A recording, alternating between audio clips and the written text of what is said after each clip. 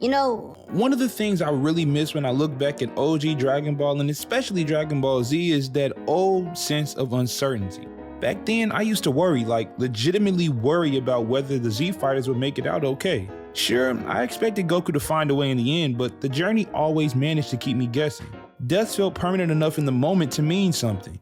Battles were brutal, and the villains didn't politely wait for a miracle. They took what they wanted, leaving characters scrambling and sometimes outright failing before bouncing back with newfound resolve. Flash forward to Dragon Ball Super and that anxiety is basically gone. Not just reduced, gone. The biggest problem with Dragon Ball Super is that it rarely convinces you that things could ever truly go sideways. No matter how colossal the threat, there's a persistent, unshakable feeling that everyone's going to walk away fine. Go back to Dragon Ball Z.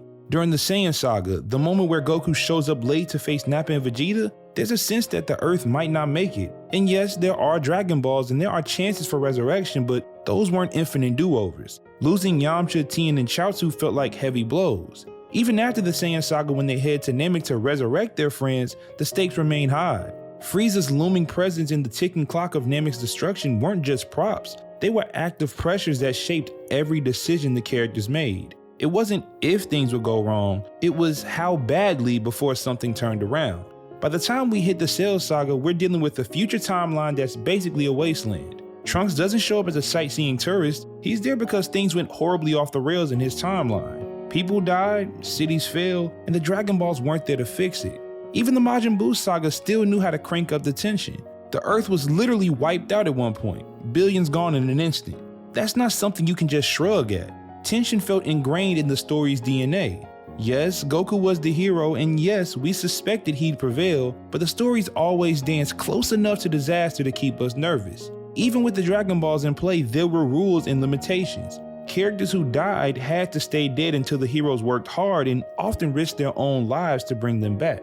Remember the tension on Namek as Frieza got closer to the Z fighters? The planet was literally crumbling beneath their feet. Or the moment when Gohan snaps against Cell because he knows there might not be a second chance if he fails. These scenarios had weight. The idea of permanent loss, even if it was rare, still lingered in the back of your mind. Now let's step into Dragon Ball Super. On paper, it has every reason to be more intense. We're dealing with gods of destruction who can wipe out planets on a whim, angels who can rewind time, and even entire universes on the chopping block. The Tournament of Power alone sounds like the ultimate game of survival, but in practice, all this ends up feeling like is watching a fireworks show from behind a window. Impressive to look at, but never something that truly rattles you. Why? Because we always know there's a bigger Dragon Ball set, a higher tier deity, or a last minute wish that can reset the board. And so here's something a lot of fans point out. Dragon Ball Super is wedged in between the defeat of Kid Buu and the very end of Dragon Ball Z, that epilogue where we see Goku meeting Oob at the World Martial Arts Tournament. We know by that point, everyone's alive, well, and pretty easy going. So no matter what catastrophic event Super tries to throw at us, whether it's a planet-eating villain or a universe-erasing tournament, we already know the final outcome. Goku's fine, Vegeta's fine, Gohan's fine, the Earth is fine. There's no lingering, what if they don't make it, because we've literally seen them make it. This completely strips the present storyline of any deeper worry that something truly irreversible could happen. It's like reading a mystery novel where you've already seen the last page. No matter how tense the middle chapters try to be, you know the resolution, and thus far, the fear of a bad outcome just isn't there. Now take the Zero Mortals plan. This story tried to re-inject some of that classic Dragon Ball Z feel with a future timeline in ruins in a world ravaged by a foe who looks exactly like Goku, and the stakes felt higher, the tone was darker, and future Trunks' desperation was evident. For a while, it seemed like we were getting that old edge back, but what happens? Eventually, we learn that there's always another universal card to play. Zeno steps in. Timelines can be erased and new ones can be settled into. The tension fizzles out when the solution is essentially move to a different timeline where everything is okay. And remember, we still know that the main timeline we're watching leads to that peaceful Dragon Ball Z ending. Even if the future timeline got wiped out, the characters we've grown up with remain safe and sound in the present. The Tournament of Power suffered from this same issue. The stakes in theory should be very high, and it's a really good concept in theory, but at the end of the day, we knew that the Z fighters would be okay.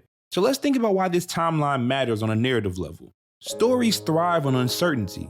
Even if you logically guess that Goku will win, good storytelling makes you doubt just enough to keep your heart rate up. When you're watching something that takes place before a known ending, you already have the biggest spoiler of all: who survives. In Dragon Ball Super's case, that spoiler is baked into its very structure. By positioning itself before the peaceful epilogue of Z, the show undercuts its own attempts at tension. No matter how loud the alarms blare or how panicked the characters seem, the viewer remains calm, arms folded, thinking, yeah, but we all know where this leads. And this knowledge impacts character growth too.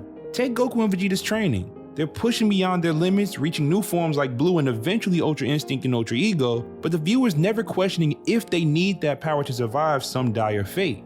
In Z, Gohan's Super Saiyan 2 awakening against Cell felt like a breakthrough that truly saved the day at the last second. If he hadn't reached that form, everyone would die. No epilogue, no nothing. In Super though, these power-ups often feel like escalations for the sake of escalation. They're cool, but they lack that gripping, if we fail here, it's all over feeling. You know that it's never truly all over. All of this affects how we as the audience engage with Dragon Ball Super.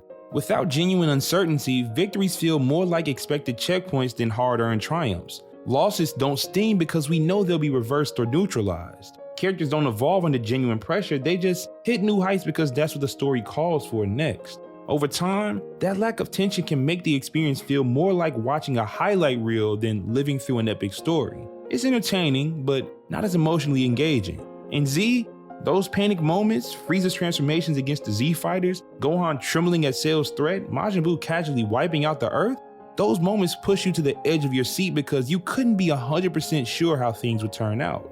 In Super, you're often just waiting for the inevitable fix-it button, the time warp, or the grand wish that sets everything back to normal. Literally, that is how every single Dragon Ball Super saga is wrapped up.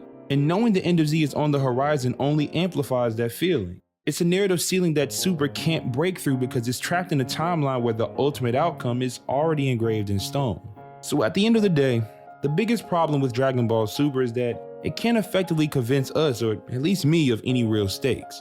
Whether it's because of the convenient buttons, multi-universal wish granting, or crucially, the fact that we know how Dragon Ball Z ultimately ends, the tension never fully takes hold. Without that tension, the epic battles and grand spectacles feel more like comfort food than a thrilling, uncertain journey.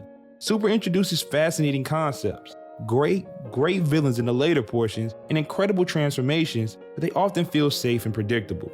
For all the fireworks, we know our heroes are going to stroll into that distant World Martial Arts tournament smiling and waving as if nothing truly irreversible ever happened.